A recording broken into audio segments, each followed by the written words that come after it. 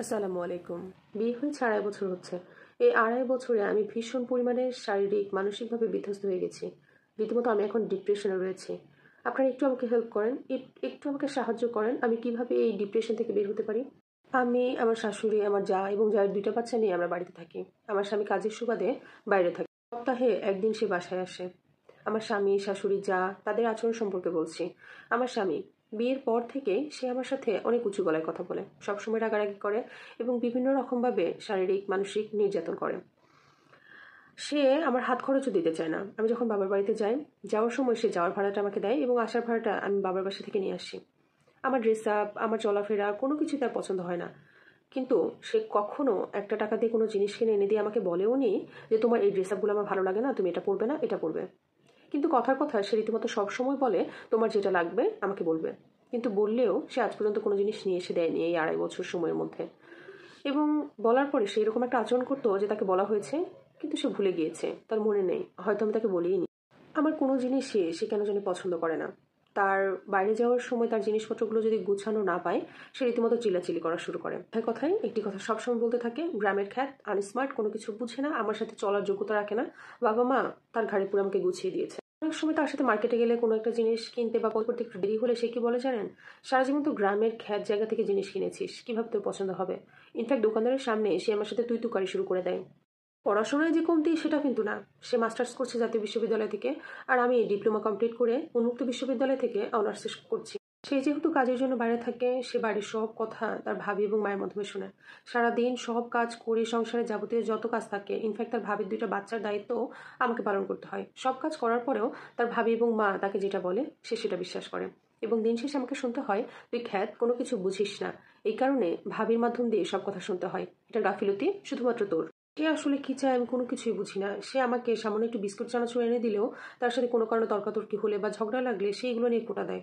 In fact সে যে বাসায় আসে প্রতি সপ্তাহে, এটা নিয়েও সে খোঁটা দেয়। আমি না দিন দিন মানসিকভাবে অত্যাচারিত হয়ে শেষ হয়ে যাচ্ছে।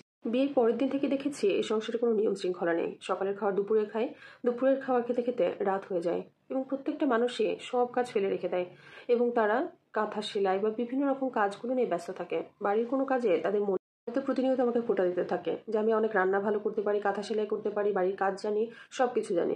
সে নিজের প্রশংসা নিজেই করতো এবং আমাকে খোঁটা সকল কাজ, সবকিছু, মানে ঘর ঝাড় দেওয়া, ঘর মোছা, রান্না করা, থালা বাসন ধোয়া, সবকিছু আমি করতাম। কিন্তু এগুলোর কোনো মূল্যই নেই তাদের কাছে।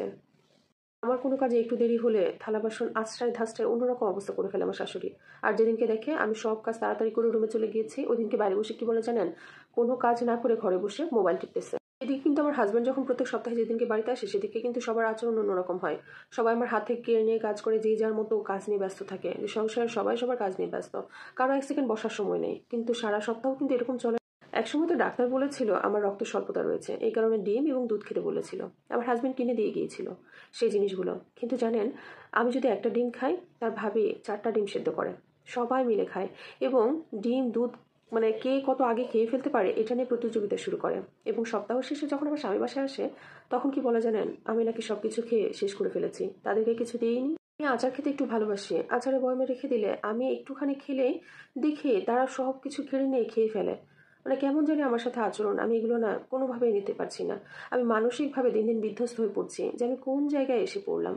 না আমি আমার স্বামীকে বোঝাতে পারি, না তাদের সাথে আমি মিল দিয়ে চলতে পারছি। আর মিল দিয়ে চলবোই কিভাবে?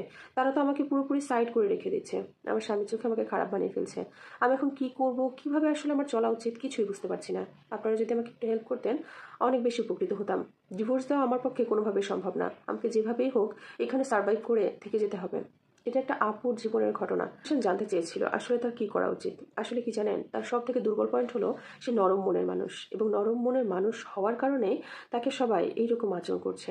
আপনাদের কার কি মনে হয় আসলে তার কি করা উচিত, কি বোঝানো উচিত তার স্বামীকে?